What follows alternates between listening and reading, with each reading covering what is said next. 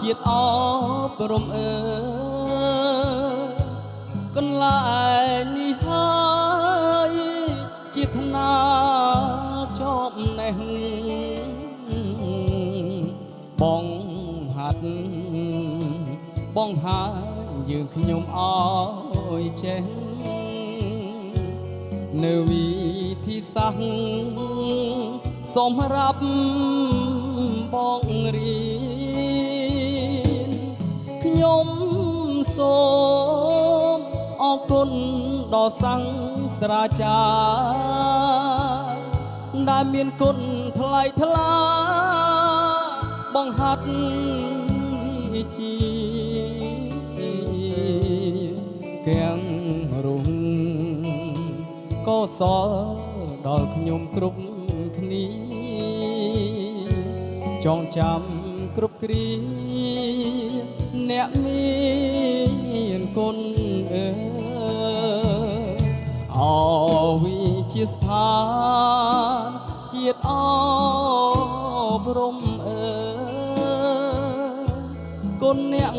នេះហើយខ្ញុំចាំមិនភ្លេចទួងបីចាឆ្ងាយចិនចាំជានិច្ចគ្មានពេលណាភ្លេចគុណអ្នកសងឡាអនុសាវរីយ៍ហាក់នៅថ្មីថ្មី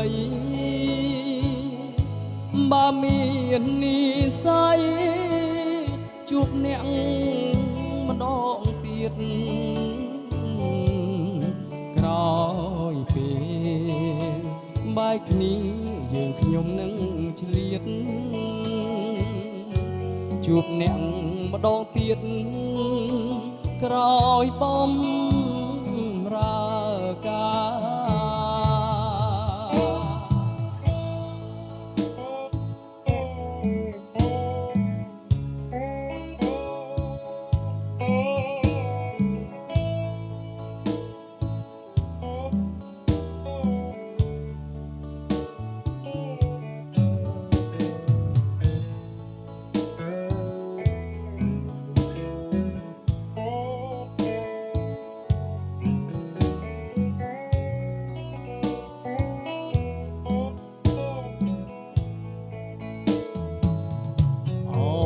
វិញ្ជាស្ថា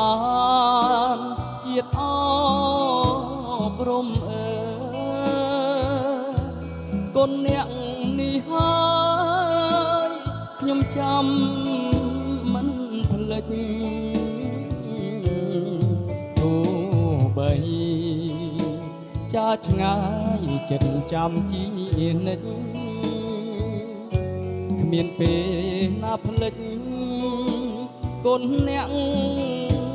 សងឡាអនុសាវរីយ៍ហាក់នៅថ្មីថ្មីបើមាននិស័យជួបអ្នកម្ដងទៀតក្រោយពេល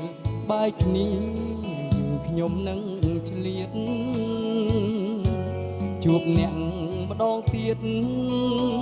ក្រោយបំ